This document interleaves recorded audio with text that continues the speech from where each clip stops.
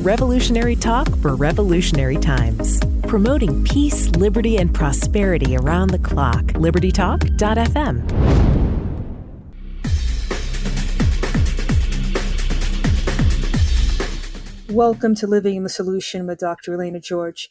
Today I have one of my favorite people on, someone I respect highly, and someone who is knowledgeable, but also can explain things. So I think that we need this in our day and age. And today I want to welcome back Mr. Kerry Lutz. He's the founder of the Financial Survival Network, and he's also somebody who understands economics. He's a student of the Austrian Economics school. He attended Pace University, where he learned about Austrian economic literature and came to understand how economies work as opposed to what we're being told. And I think, Kerry, we're in a position now where our economy it's like a pendulum. It seems like it's swung one way, now it's swinging back the other.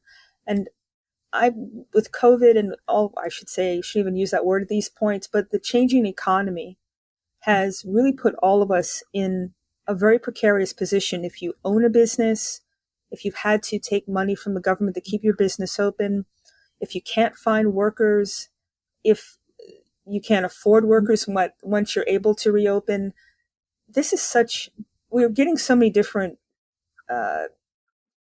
things that are pronounced about the economy, that it's bouncing back, that there's a recession coming. And so I wanted my listeners to understand what's happened to us over the past couple of years. And no one could have foreseen this coming, where the economies have yet really to open up in certain states. But I want to know your take on it. Is this something that we could have seen coming? Could we have avoided it? Are we in a position now where we're going to make it worse with all this money for infrastructure that's being talked about, $4 trillion, and the the unemployment insurance running out in certain states or being expanded in others? What's your take overall on our direction? Are we going in the right direction or not? We haven't been going in the right direction for many, many years. And it's a complicated situation because right now, with stuff opening up, with evidently things starting to reopen, look, I was just in Las Vegas and the place was packed. I mean, they're out to make up for lost time, boy, nickel and dime you for everything. And room prices are through the roof, and forget it. But, look, it's like printing money is just like, taking drugs, initially it feels really good, but eventually you're going to have to go on rehab or you're going to kill yourself. And in the midst of things here, they're like on the brink of destroying the currency potentially. And they would have destroyed it already, but the whole world is on the reserve currency, although less and less, the US dollar. So they really don't have a choice. Nobody's come up with a better system. They're trying for sure, but to just take the entire monetary system and change it to a new system, whether it's gold or crypto or anything else, it's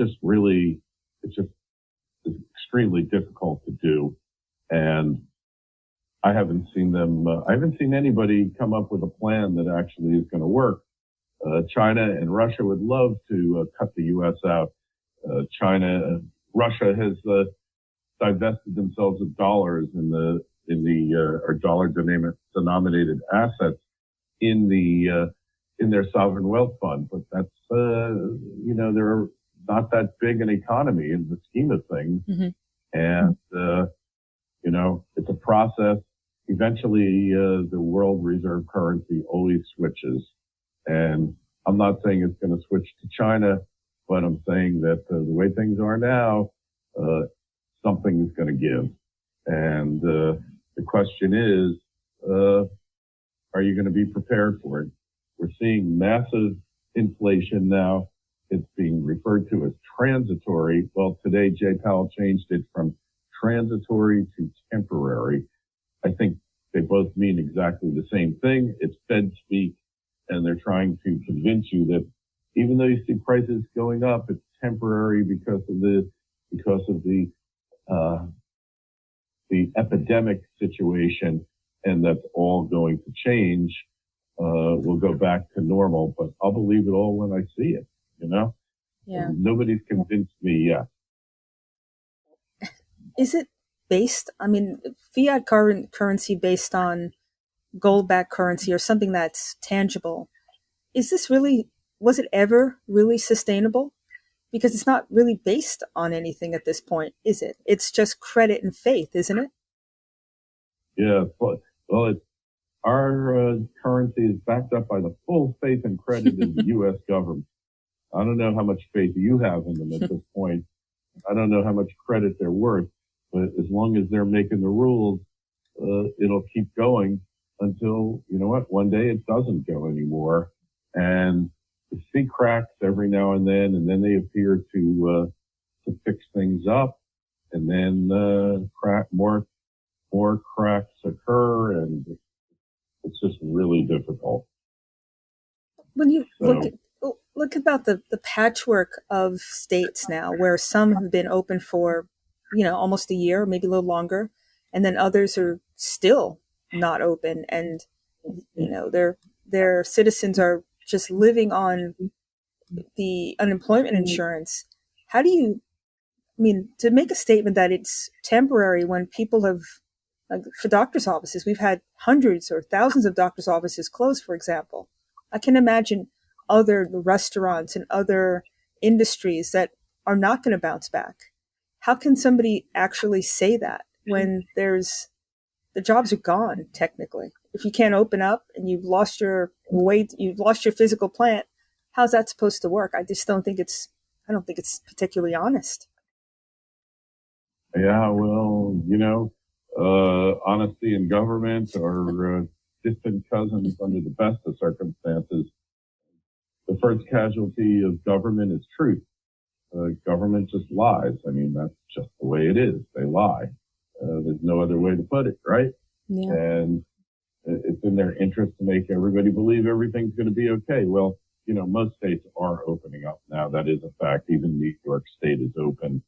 There might be some limitations in certain places, but for all intents and purposes, they're open. But what's left of them? Mm-hmm. I think that's what you're saying. Mm-hmm. And, we have record number of help want ads, 9 million, and we have all these people receiving bonus unemployment benefits basically to not work, right? Yeah. So that's not working out real well either, is it? Not at all. And what about the housing market I should say the rental market, where people have had a moratorium on their rents? That's supposedly coming to an end too, isn't it? Yeah, I think everything ends in September. Jeez, that's a perfect storm. It's like the landlord's going to look and say, well, can you pay me back the past 14 months rent? And they're going to say no. And then they have to look and say, well, were they a good tenant before the pandemic? And if the answer is yes, they might have to eat it. But there's also the foreclosure moratorium that'll be ending as well. And are we going to have a major foreclosure blow up like we did in 08 and 09? All these things are coming down the pike, and I don't see anybody out there who really wants to address them and solve the problem. Certainly nobody working for government, right?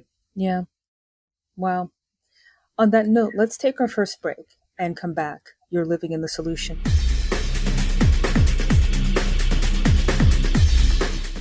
Welcome back to Living the Solution. We're speaking with Mr. Kerry Lutz. He is the founder of the Financial Survival Network, and he has a wealth of information about how we got here and what we need to do to work our way out from underneath.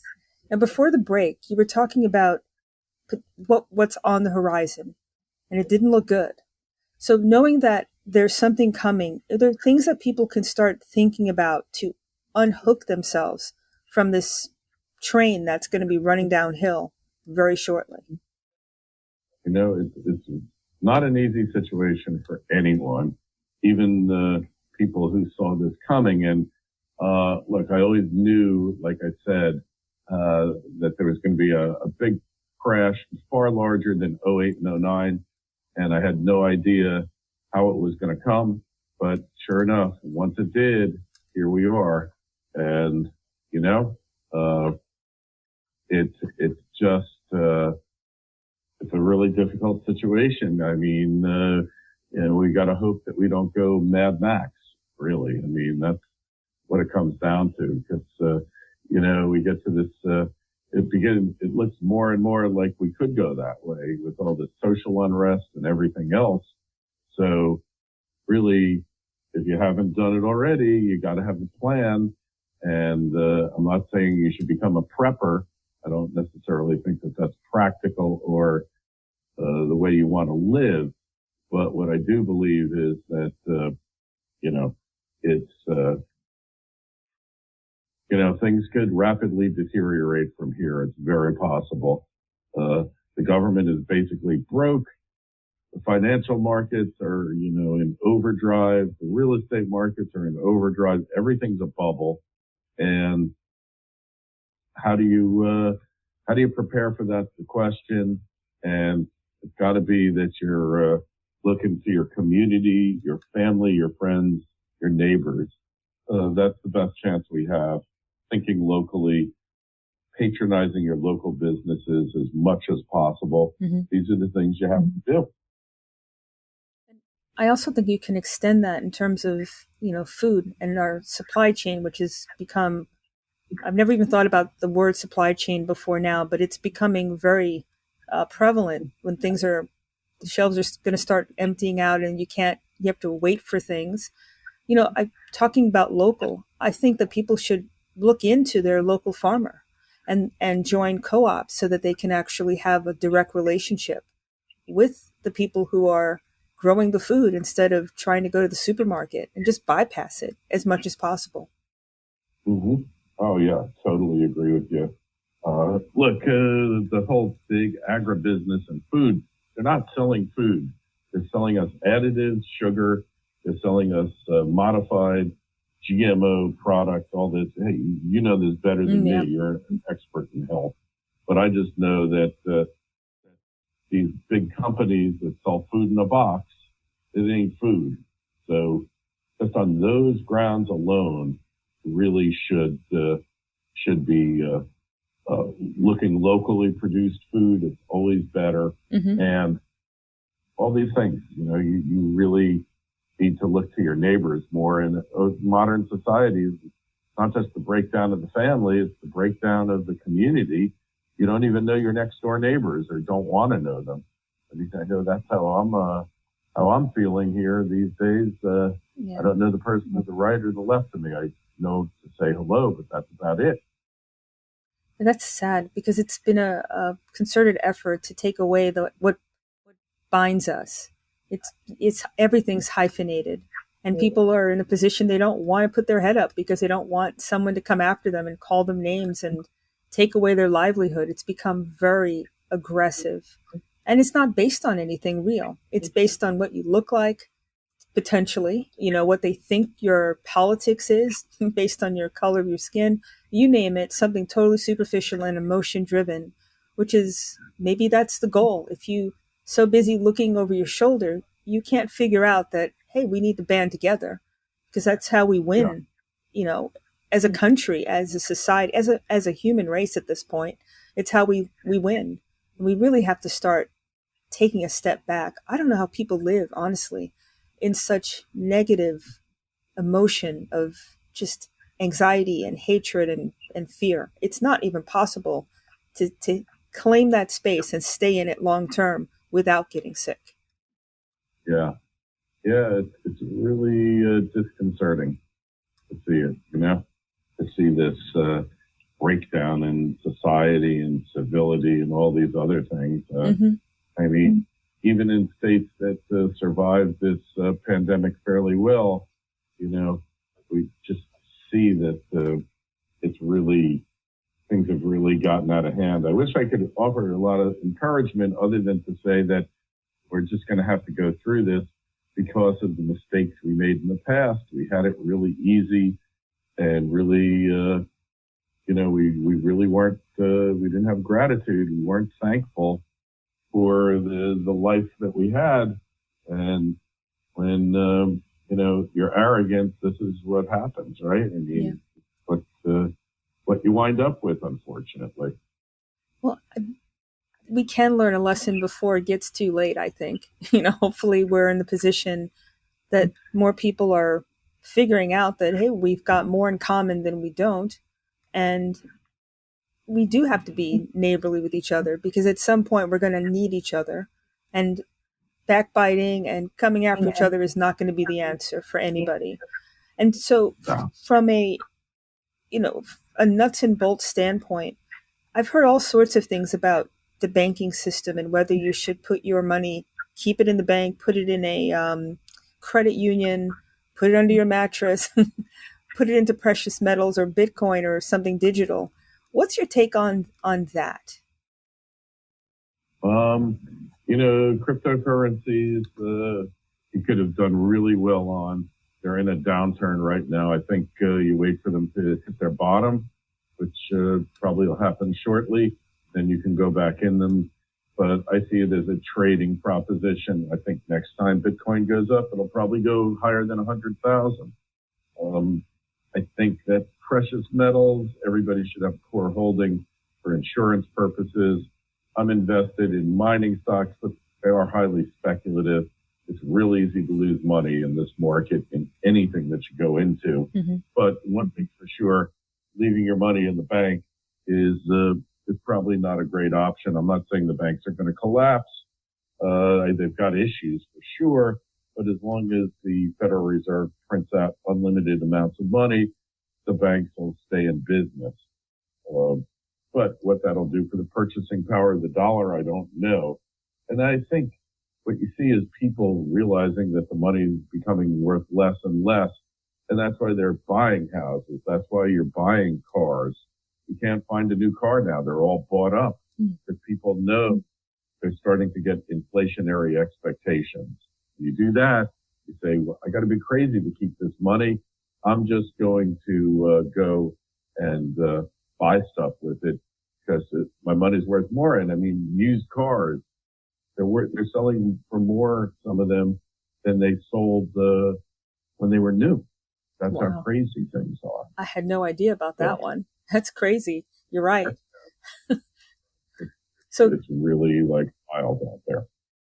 So land, having a property is really a hedge then. It never loses its value, will it? Well, I wouldn't say never. You can have down markets. In any market, you can have, if there's a market, it can go down. And I've had this argument with people in cryptos saying, well, you just don't understand cryptos. This is when Bitcoin was at 65,500 and I said it's going to crash. Well, you don't understand cryptos. I said, yeah, you're right. I don't understand them. I don't know how they're created. I don't know how to program the blockchain. I don't know any of that, but I know markets. And I know when I see a market get overheated and go parabolic, which is what these crypto market did, when Elon Musk can just mention Dogecoin and it becomes worth $10 billion overnight, then the markets aren't functioning the way that they were traditionally supposed to. They're functioning as a casino, as a digital craps table that you put your bet down, and a craps table that appears to have the odds stacked in your advantage until they aren't anymore. That's the best way I can explain. That sounds a lot like Vegas, doesn't it? Because you go there, any sane person knows that gets stacked against you. You cannot win. If you do win, it's an anomaly. Cryptos, people believe that they are destined to win because they're investing in cryptos because they're so smart. And maybe they are smarter than me. They wrote it up. My target for Bitcoin the last time it crashed, and I called the crash of Bitcoin in December 2017 as well. Mm-hmm. My target was 2,200. That's when I was a buyer. I was off. It only went down to 3,200. So I didn't buy. So I missed out on this one. And I knew better. I could have bought in any time. I just didn't, but I knew it. I knew it was going up. It was in a parabolic move. Just didn't do it. But anytime you see something going straight up, it's inevitable. It's going to, at some point in the future, come straight down. And that's what the cryptocurrencies are doing. And stick only to the really well-known ones. You can make a lot of money on these unknown ones, but the odds are they will be what I call kleptocurrencies, and they'll just take your money.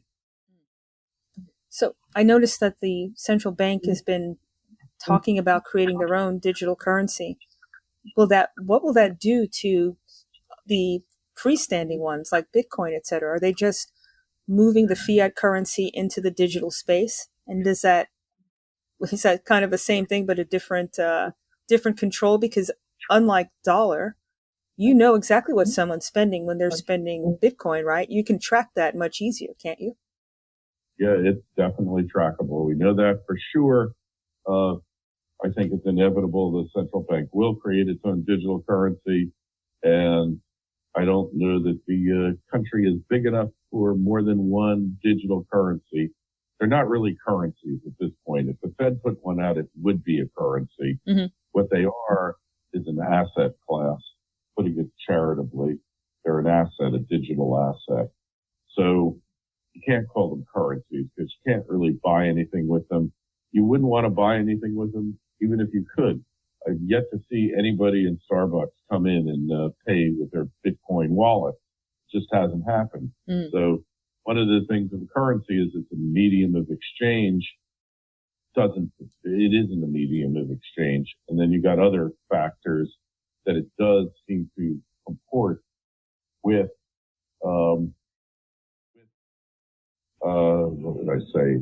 with aspects of a currency, like it's divisible, it's portable, it's, I don't remember all the things of dealing with that. But in any event, what I can tell you is that it's not a currency yet.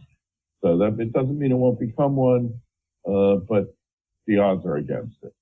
So in any event, that's my take there. Take it or leave it. That's it. So where we go from here is anybody's guess. Got you. On that note, let's take our second break. You're living in the solution.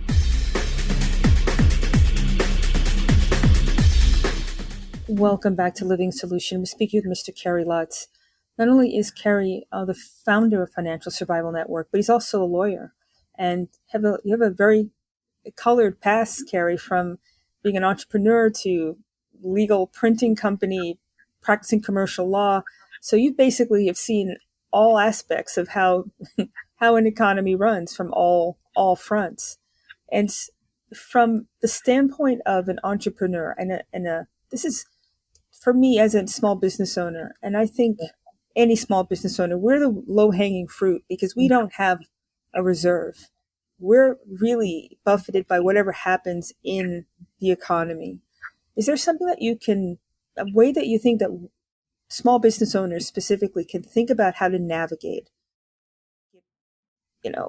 reach out to the independent side of the economy where people don't want to go to big box stores, for example, or make themselves different, more user friendly? How can we survive this? Mm-hmm. That is a good question, and small businesses have particularly been hard hit by the epidemic. In some places, like 40% of the small businesses have closed up. Even in Florida here, and I'm sure in Georgia, some have closed up, but luckily we weren't locked down that long, and businesses were reopened. So, and the towns went out of their way to encourage outdoor dining, so we could have restaurants open, things like that. Mm-hmm. So, basically, you got to keep your debt to an absolute minimum. Only take on debt that's going to make you money. Good debt, bad debt is the Robert Kiyosaki way of referring to it. And really use the internet for all it's worth. One thing we've seen during the whole events that led to the lockdowns is like restaurants that were way behind the technological curve all are now digital, touchless contact payments, delivery services like the Chowhound, Delivery Dude, or Uber Eats, or one of them. So you saw like a real rapid development, and really you got to have a plan to carry on here. It's not good enough just to get by. You have to do better than that. So really, you have to adapt to this new technology, how it works. Who'd think you drive up to like a Best Buy and they would greet you with a purchase that you made at the curb and put it in your car for you. You didn't even have to get out of your car. That really wasn't on the radar screen a year ago, or a little more than a year ago. So technology is kind of, I don't want to say your salvation, but it could help a lot. Do you think that's a bit of a double-edged sword because it became so efficient? There were less workers needed in some instances, weren't there? Yeah, well, this is true, but overall, I just think that it really, technology is kind of where you have to look. It's a double-edged sword. It's hurt a lot of people, the whole technological censorship, all this stuff is really horrible. But on the other hand, if you can't look to technology, it's really the only place we have that enables us to level the playing field with the large businesses out there, the big box stores or whatever they are. It makes you part of the global marketplace, if you will. So.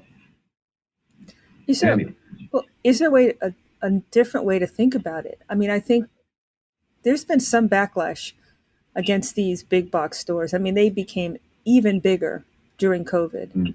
And my favorite was some sort of commercial run by Amazon about how you need to go to them to help small business, which was like, it was hilarious because they put all these small businesses out of business. And just to the gall to say that as if you're helping the little guy. Bottom line to me, it's the consumer. They have the ultimate power of the purse. And if they decide that they're going to withdraw their consent, couldn't that make a difference? Go local. Yeah, it's really to do that, though, like stop going to Walmart, stop going to Costco, and stop going to Home Depot. You really have like few choices. They put all your choices out of business. For some reason, they were deemed essential, and your business was deemed non-essential. True. And really, really difficult. So you have to use the technology to fight them with. That's the only way that become as efficient as possible. Jobs are going to bleed no matter what happens.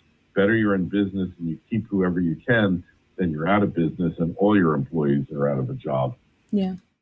So you have to be pragmatic, it sounds like. Again, it's about thinking and not running with emotion, because it's I think it can be very devastating if you are not able to look past and into the future, because it's all designed, I think, to keep you docile, because you're like, why try? I'm just one person. It's too small and I can't do it. That's when things never change, right? Well, so, when 2008, 2009 hit, I knew exactly what was going on. And it was definitely a scary time. And I let the fear mindset overtake me.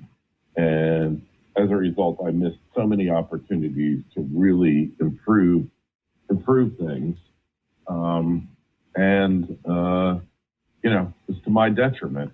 You can't look at this from the fear mindset. You have to look at it from the opportunity mindset. In every situation, there's winners and losers. You got to determine that you're going to be a winner and start with the right mindset. What you need to do will become clear to you. I love that. I absolutely agree with that. And like you said before, I mean, there's an opportunity. You just have to take a step back and figure out how you can, you know, achieve your goal. But you really have to be pragmatic, and you have to be thoughtful, and you have to be willing to take some chances, right? That's part of the entrepreneurial mindset. It's you thought about it, you're going to take a leap on faith, and fly or not, you're just going to land on your feet somehow and keep it moving. I think that's extremely important. That's being lost in this. I think it's the government will take care of me. I'm just I can't do. I need a leg up, and someone has to help me, and it's someone's fault that I can't. And I think it plays against most of us to do that, don't you think? Yeah, well, that's it, and that's it. If you're living in fear, they've beaten you already. You might as well just throw in the towel. True greatness happens when we look at everything and we say there's no reason to be optimistic or happy about anything, but you know what? There really is no other choice for you to live your life, right? Mm-hmm. And really, that's what it's about here. I'm not talking so much about bravery. I'm talking about just taking stock in yourself and going for it. As long as you have a mind and your body, and whether it works well or not, you can still make something. I mean, it's about want to in a lot of ways, and creation and the inspiration. I think that's what makes life fun. We're all going to have some hurdle or some wall that we hit at some point. But like you just said, it's the mindset of I'm going to go around it or through it. I'm going to find a way. And that maybe it's not a great situation that we all found ourselves in over the last couple of years or a year and a half, whatever this is. Seems like forever, actually. But you've done it, you've come through the other side. It's almost like a resiliency that no matter I don't watch the news anymore because it's ridiculous, but I'm not in that space anymore. Are you finding that a lot of people that you deal with have reached that point that I don't want to hear what you're saying because it's not reality for me. I'm just going to continue to push forward. Is that what you're seeing too? Yeah, I think, you make a decision. You're either going to overcome all obstacles, like what Lee Iacocca called when he was rescuing Chrysler, the luxury of adversity. It's like the trees, right? If a tree is just in a field growing on its own, it'll never reach its highest height because all it cares about is surviving and digging its roots into the soil as far as it can go. But, when it's competing with other trees, then it's got to go as high as it can to get the most light.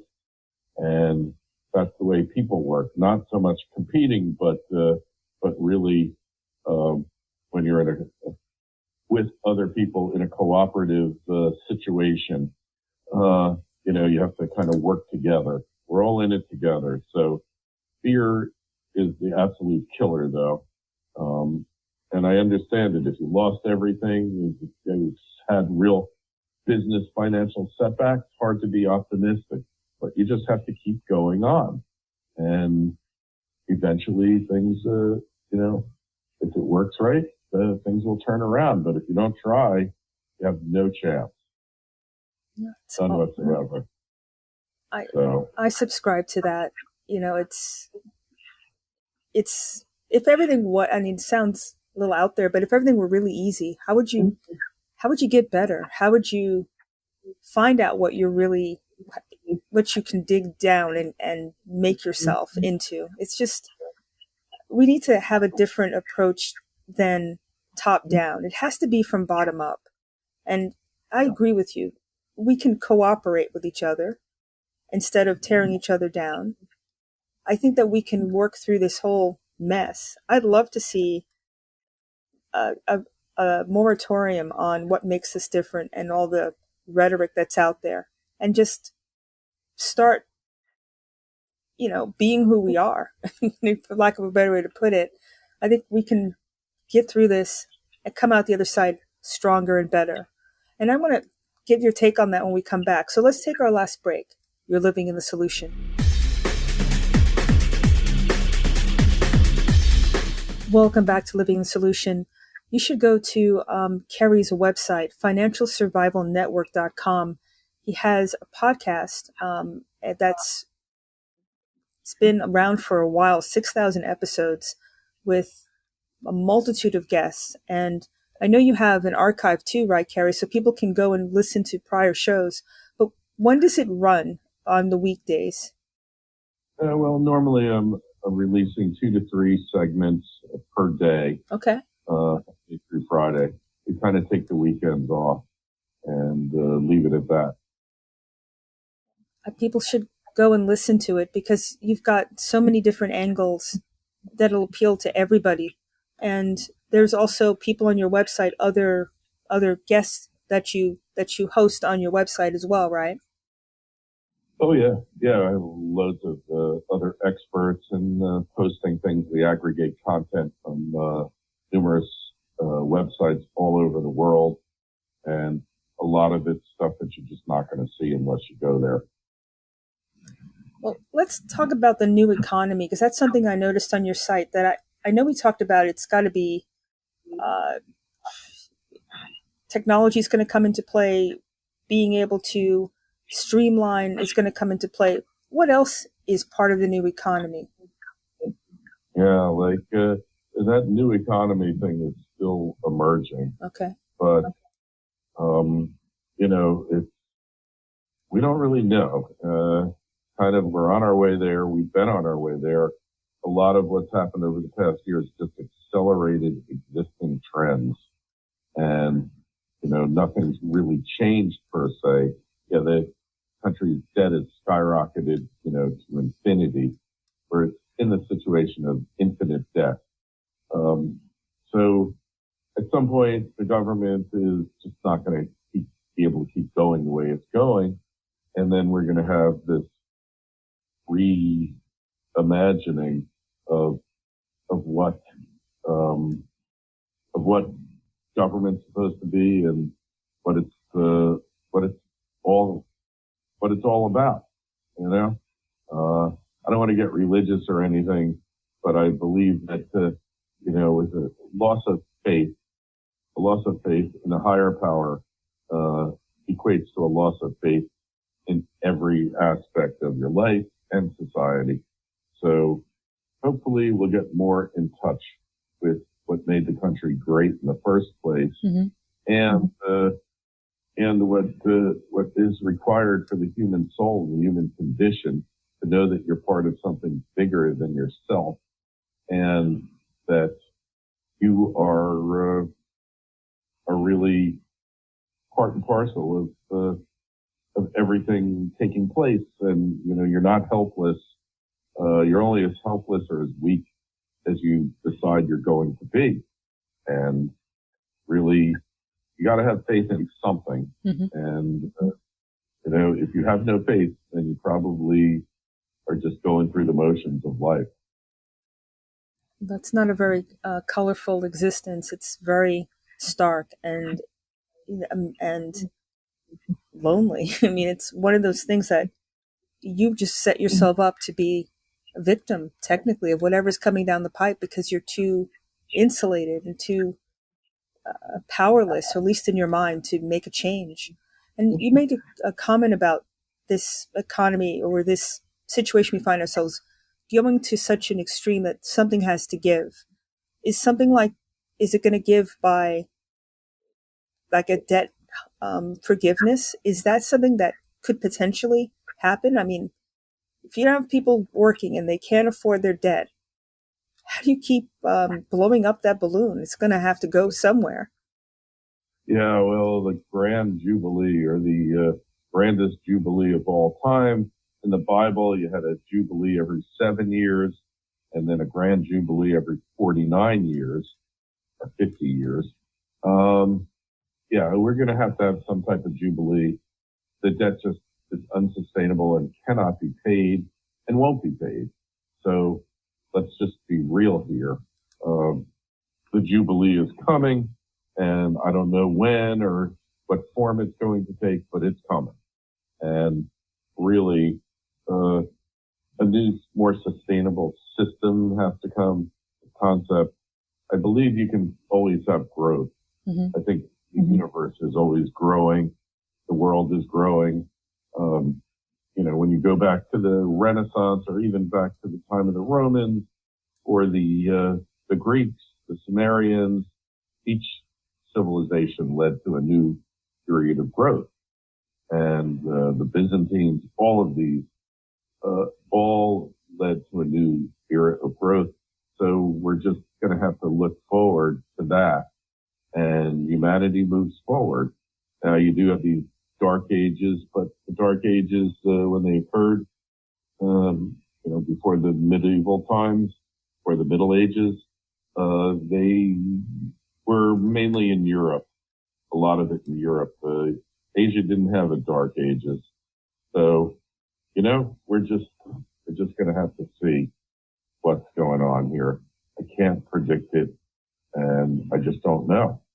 But I do know that when a trend continues on as long as, or until it doesn't. When the trend ends, it ends, and every trend ends. And, a lot of the key to success in life is picking the right trend and following it. A lot of times you don't get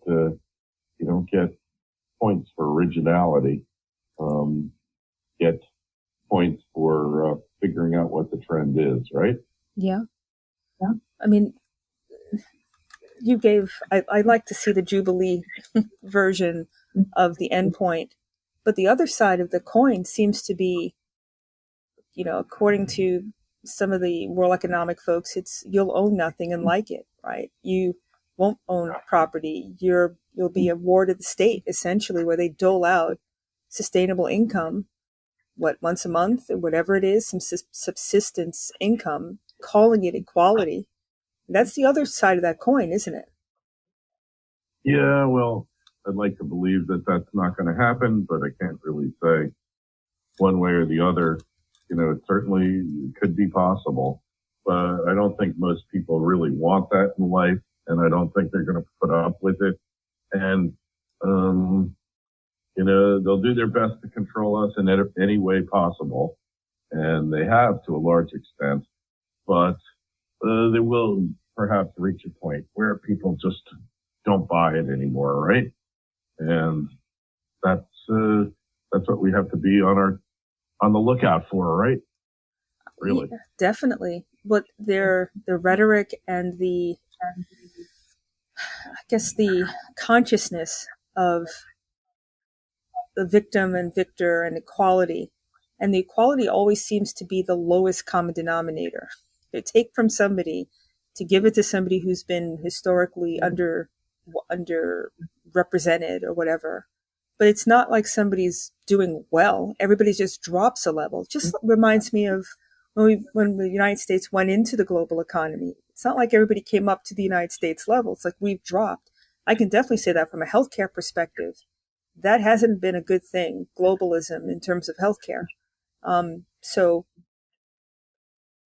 everybody's so caught up with, I need to control, I'm a victim, I need to get mine. But they're walking into a trap, it almost seems like. Oh, it certainly does. The government that's big enough to give you everything you want is big enough to take away everything you have, right? Oh, that's a good point. Very true.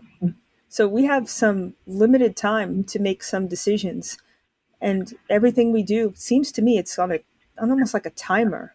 And people are just kind of going along, flotsam jetsam, so to speak, but there's going to have to be some real conscious choices about taking your power back and being personally responsible and running your family the way you see fit, as opposed to somebody telling you this is how it needs to be done if you want to be a citizen, if you want to be part of the whole. Mm-hmm. Yeah, decision time is upon us, isn't it? It is. A lot of ways, huh? Yeah.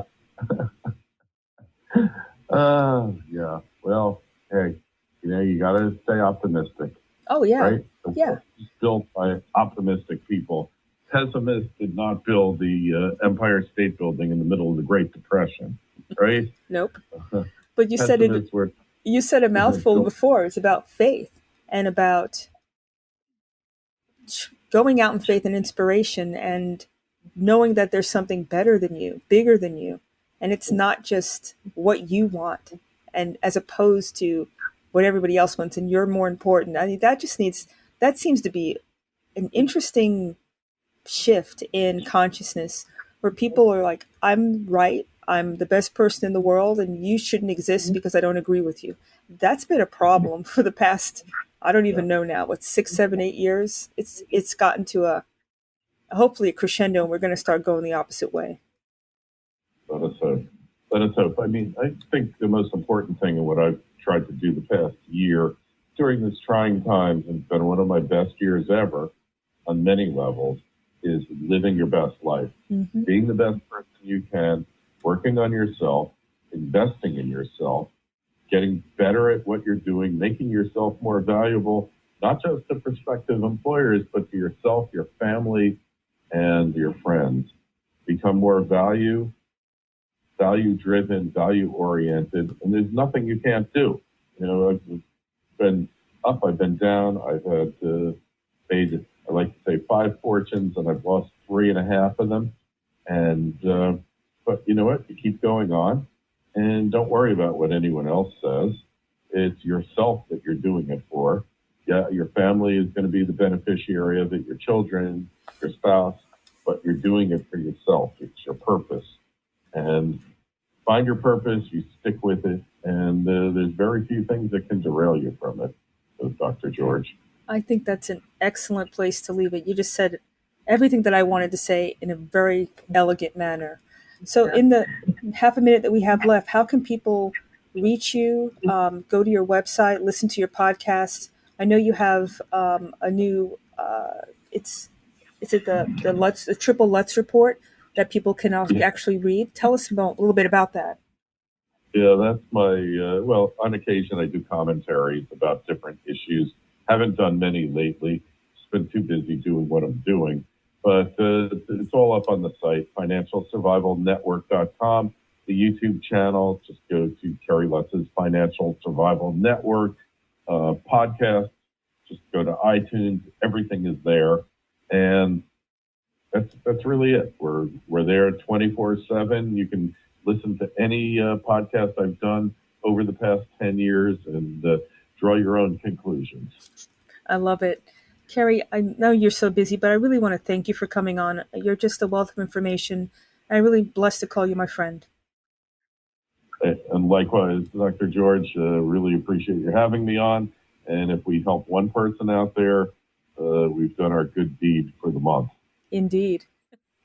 Thank you for coming on, and thank you, everybody, for living in the solution.